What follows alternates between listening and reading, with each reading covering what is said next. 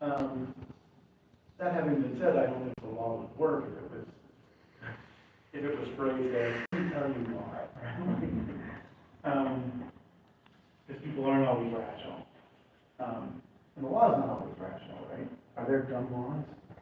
There are laws that just make no sense. Yeah. So, that is kind of how the government works, right? The government gets you to do what they want you to do by telling you that they're going to, by threatening you. Sometimes they're mild threats, right? You're not going to go to jail if you jaywalk. Right? But a fine is a kind of threat too. Right? But can we think of a better example, one that actually does make us think it's rational and compelling?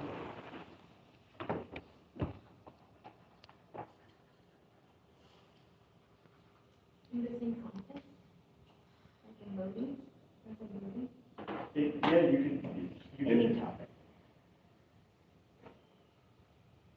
Or advertising, or the example I'm thinking about is religion. That's why I didn't want to put it there. Well, the cat's out of the bag now. Well, because I've always been, I don't think I've ever believed in hell, but I've always been sort of perversely interested in the topic, because it just seems like it's a bad argument, right? Like, oh, you need to accept Jesus as your Lord and Savior, or you're going to go to hell. And I'm like, that's ridiculous. They're like, ooh. Right? Like, what's a better, I mean, I'm not saying there's no good reasons to accept Christianity. I'm just saying that's not the right reason to do it, right? I hear you. And there might be good reasons to think that Mr. Nixon isn't guilty. The conclusion is not the problem here. It is the appeal of force, right? So there might be a good argument that you can make for why Mr. Nixon isn't guilty. But appealing to force is not that good argument. Perhaps arguing with the vice president of the party. It could be like, if you're trying to, like, not make him impeach him, it could be like, if you impeach him, then you will leave the vice president in charge and argue against why that would be effective. But that might also be like an appeal to adverse circumstances, maybe not a threat exactly, but it's. I feel like it wouldn't be that bad because it won't be the reality, right? It could be manipulated, the information, but it's not technically lying. The vice president will be the next in charge if you impeach him, and then from there you can decide if you want that or not. That, it was said that Nixon chose his vice president very carefully because he wanted someone, before Gerald Ford, there was Spiro Agnew. And Spiro Agnew was known to be corrupt, known to be horrible. So Richard Nixon picked him. I think many people speculated he picked him because he wanted people to think just like that, right? He wanted people to think, we don't want that guy. We're better off with Nixon, right? No, it's better than being like, oh, he's gonna destroy the Republic and this one. But he's still, that's not a good reason to think he's not guilty, is it? No, but the point is not to be like, he's not guilty, the point is not to impeach him, right? Yeah. If you don't want to impeach him, then you would want to do something that's still technically, that's not illegal. Yeah, it's legal for Congress not to impeach, even if there's a impeachable crime, right? Just like it's. That makes no sense. It's just that in one of my clubs, we have to argue, it's kind of like a lawyer, like you defend your client even if you don't personally agree with what they've done. But you do have to get to the point of what is the point of the argument. Build your case around that, right? So if you don't want to impeach them, there are also reasons not to use that, not to use the force, other ways that could still potentially, oh yeah, he's right, I don't want to have this vice president, so maybe not impeach him. That's kind of. Yeah, it might convince you that about the should not be impeached part, but I don't see how it can. The guilty? Yeah. Okay. It's not really a good idea. It's okay. So I would say, if JFK wasn't assassinated, then, Johnson would have been president of the United States. Yeah, so, Hey, girl. it, Back. the hard part about that one is, it's hard to think of a way of putting it in future tense, right? So like, I guess once you start threatening to assassinate a president, like the cat's out of the bag at that point, right? Like- Yeah. So, so unless someone just did that, right, just said, hey, you know, if you don't get your act together, we're gonna assassinate you. In which case you're immediately arrested. Then it's not gonna work. Now you're talking alternative hindsight. option. Which is not, a threat doesn't work if it's hindsight, because it's already happened, you can't change it. Maybe, if you can change it, right? Did we do time travel in this?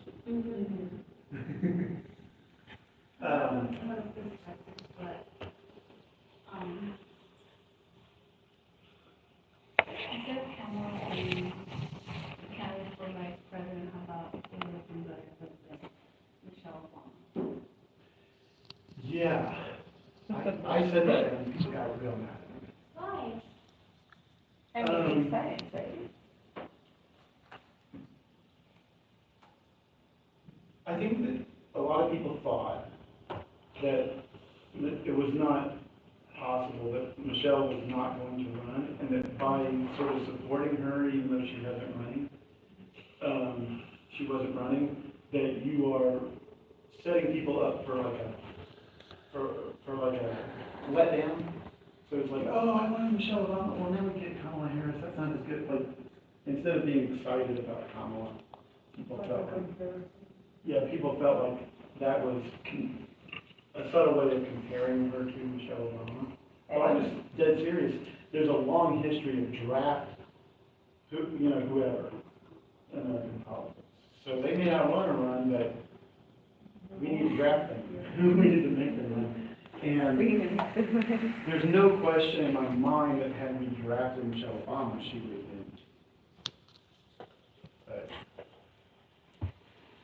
whatever. You can't go back in time, right? You can't. Someone's got to get changed. I feel a lot better. Every poll I see is just like, getting worse and worse.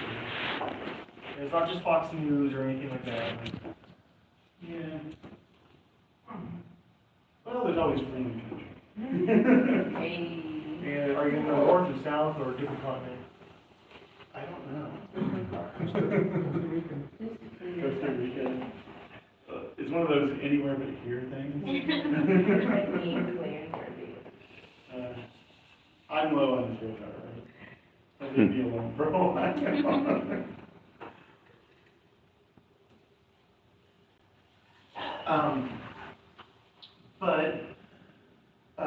Yeah, this appeal to force, it's pretty common when you look at advertising, because they're always threatening you with what happens if you use the competition, right? Your clothes are gonna fall apart, your hair is gonna fall out. Oh, no. You gotta use this. Sorry, but it's kind of like what's common with saying advertising, it's kind of like, Trump saying that's meant America.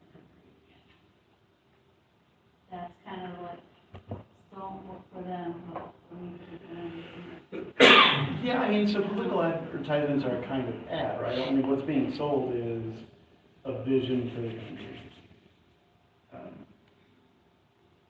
I don't know, there's a lot of people that seem to think Trump has a good vision for this country. Yeah. Their vote counts as much as everybody else.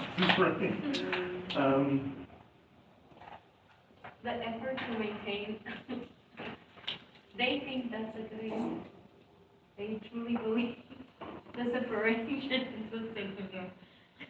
Well, I mean, so Trump himself, he's always been very talkative, right? And I'm trying to be diplomatic. But arguably, he does resort to this, right? Because like what you hear him say is, if Kamala Harris gets elected, this country is going to be so, downhill, and I don't think the country will recover. That's all just, it's like an appeal to adverse circumstances, right? So,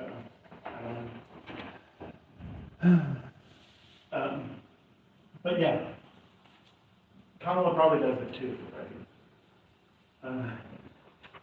But then we have the genetic fallacy. So this is, the source of an argument is irrelevant, completely irrelevant. And the genetic fallacy argues that the argument is either going to be true or false because of where it came from. So I put a negative example in here where someone dismisses an argument because of where it came from, but you could also be really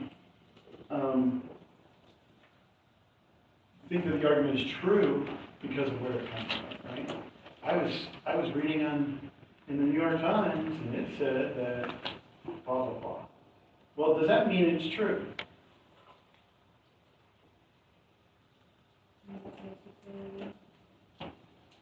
Just because it's someone, yeah, I mean, they make mistakes all the time, right?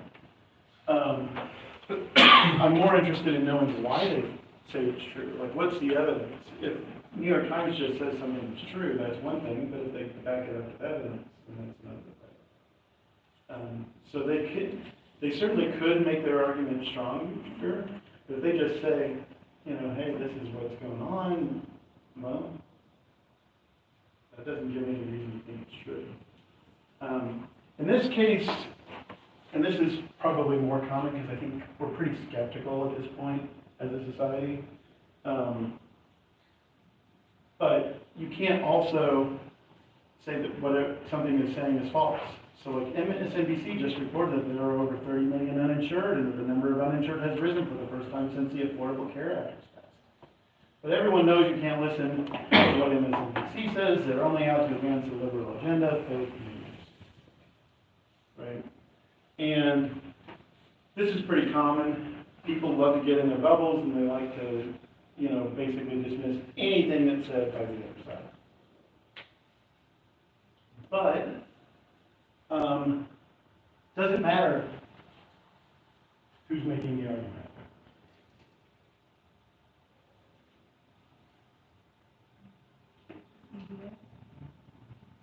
The answer is it doesn't, right? Like, a broken clock can be right twice a day, right?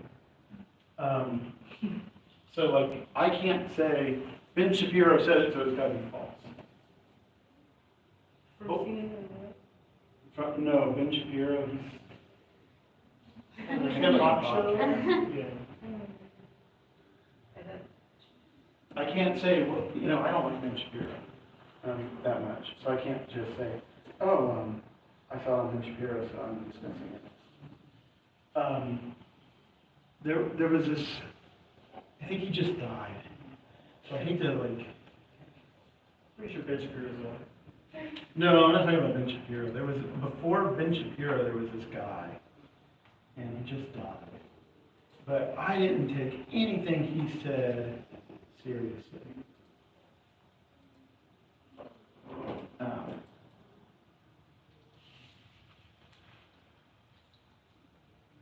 Did you ever see the 700 Club with Pat Robertson? Pat Robertson just died. But, yeah, they just, when they would say something, I would just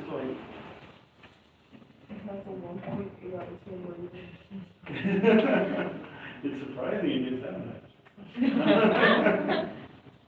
That is,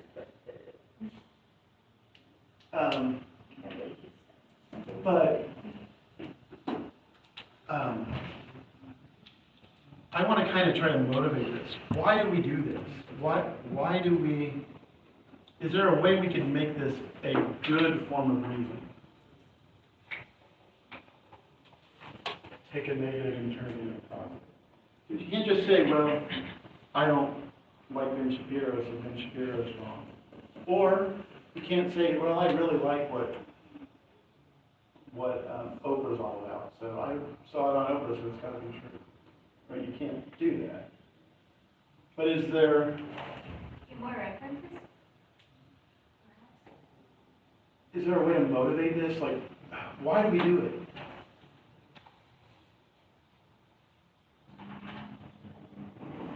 Because also, like if there's policy, one person and a certain group of people, they just not like true, that's the advice of the person.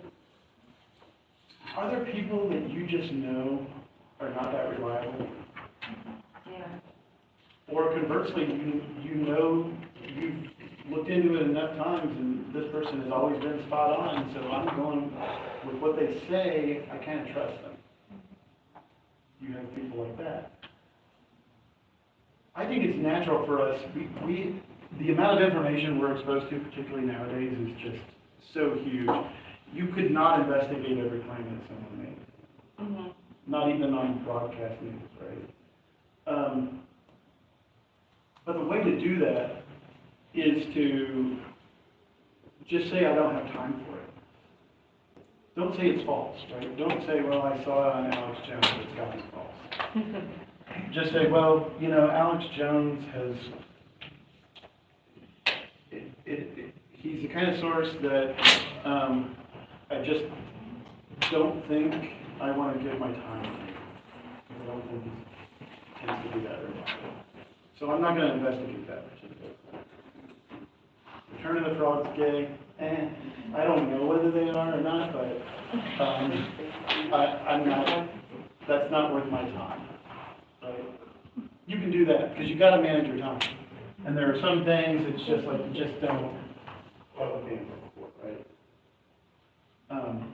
But just don't say that it's got to be false. Because, you know, who knows? You don't. You can't use someone, who someone is, to say that what they're saying has to be false. This is a kind of genetic fallacy, but it's nastier. So have you ever seen someone make a personal attack against someone Right. instead of responding to what was said? Like physically? Well, hopefully not physically. Right? Okay. There hasn't, like in the U.S. has actually been kind of a peaceful place in terms of democracy. The last congressperson that was beaten on the floor of the Congress building was Charles Sumner, I think. Wasn't that the guy who like got beat with a cane? Yeah. Yeah, that was like 1850 something. I guess, yeah. So, you know, hopefully not physically.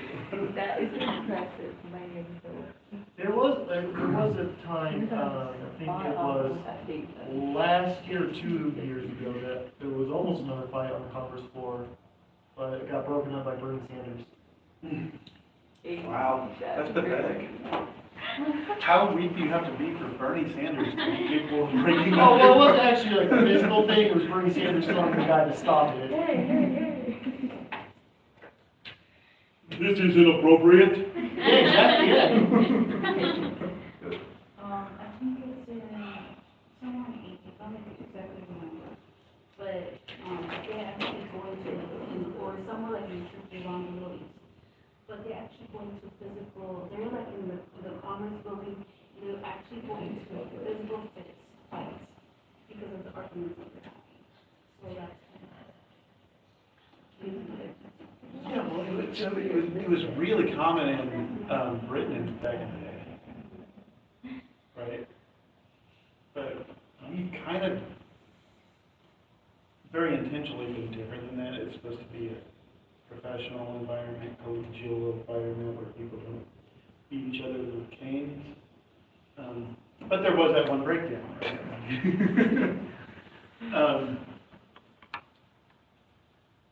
yeah, like, back in Julius Caesar's day, you know, going to the Senate was a risky proposition, right? You brought your bodyguards. If you didn't bring your bodyguards, then you might not make it out. And even with them, you still might not make it out. Yeah. So, it's kind of a rarity in terms of world history to have a lawmaking body that doesn't fight physically, but we are at that point, I hope, where physical violence is not. But I'm talking about verbal violence. You know, saying, you know, you say to me, you know, I think global warming is happening, and I don't like that, so I say, you know, I just think starting solving, right? Rather than addressing the substance of what you said. Just like this.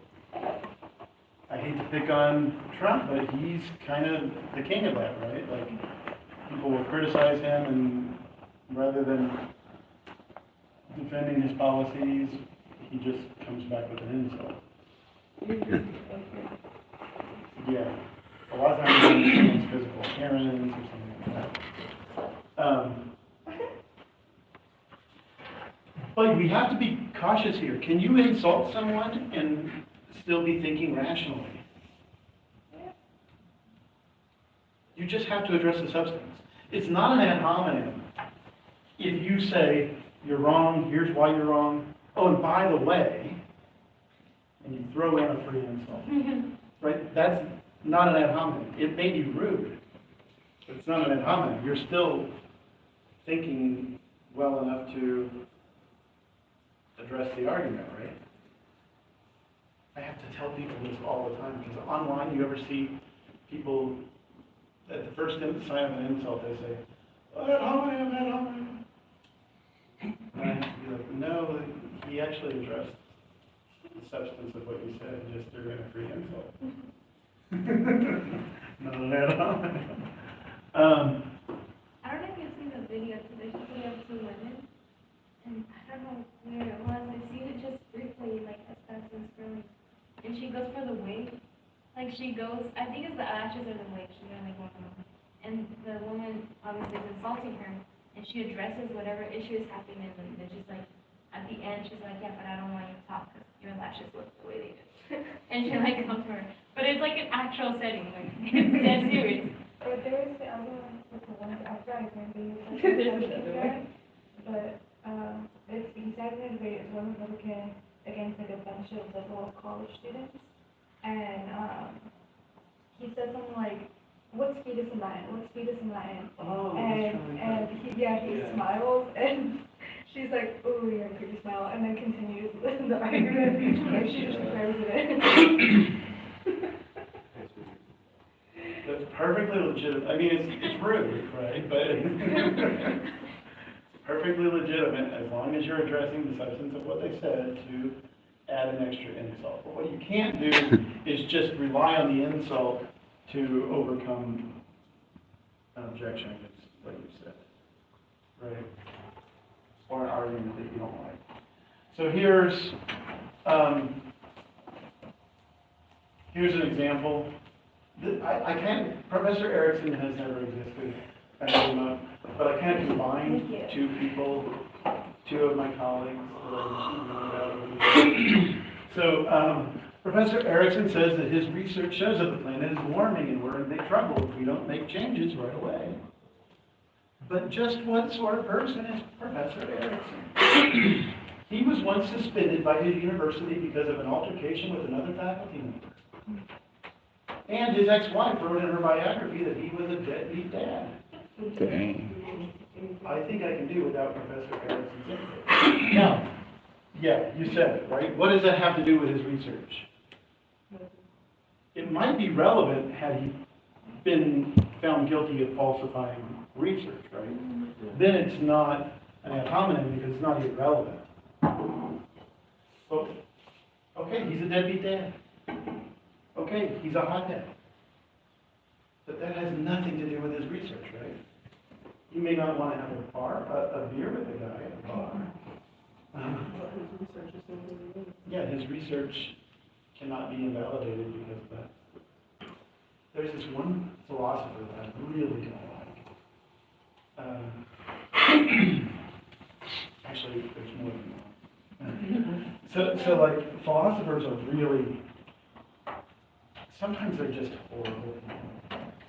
And there's one right now, I won't name his name, but he has a theory of mind, well, because he's alive. We name everyone Okay, else. so you can tell us. Yeah, we name everyone else in here. I'll tell you some stories about some dead philosophers. So like, Let's use Plato. Plato was okay, Aristotle wasn't. Aristotle wasn't? Aristotle wasn't.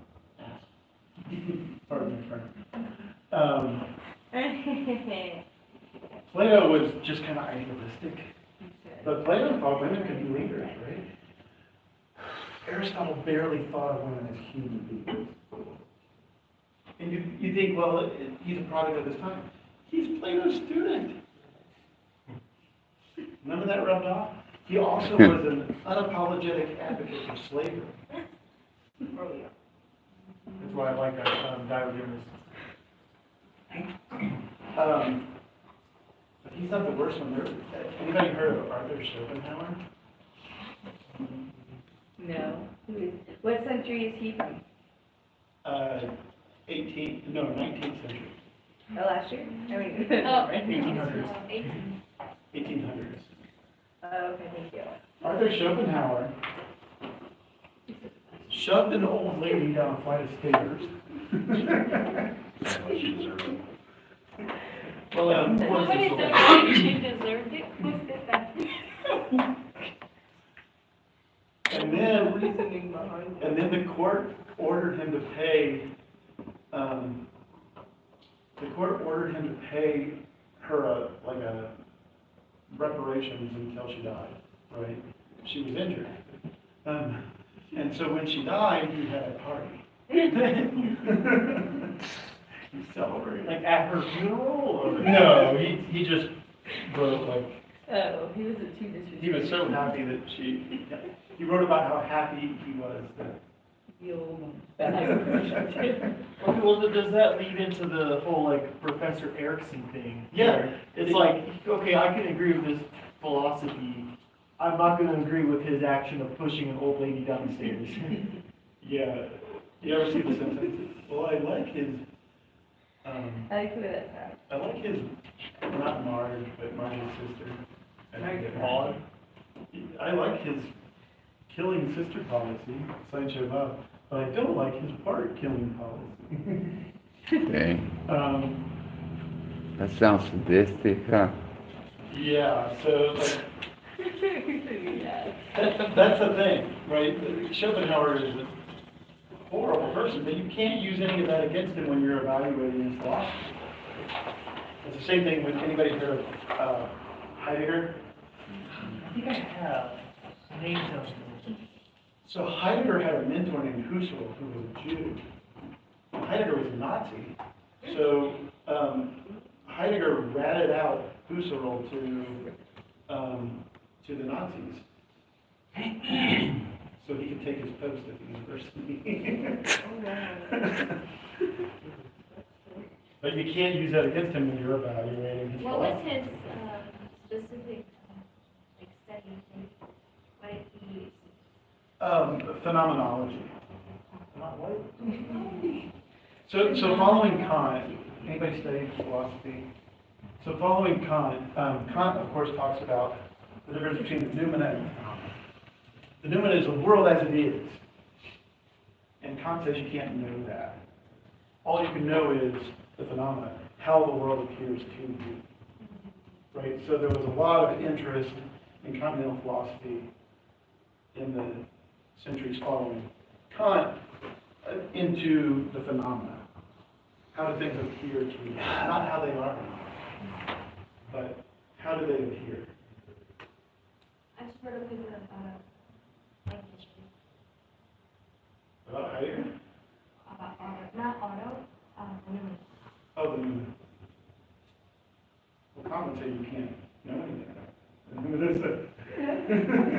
Apparently, that's what I argued. They asked you if there's a point missing, and I was kind of saying that the point around the paper is kind of, it's policy, you know. You can't take something is this, and then when somebody tries to argue, or, they're like, no, it's a religious view, you can't argue, it's just is. So I think that was kind of a. In a way, like, I think Kant would say religion is the phenomenon, right? It is, what do we really know about God? That God's this infinite thing. Right? Your mind can't wrap it, you can't wrap your mind around an infinite thing. But we talk about the phenomenon, right? How God works in our lives.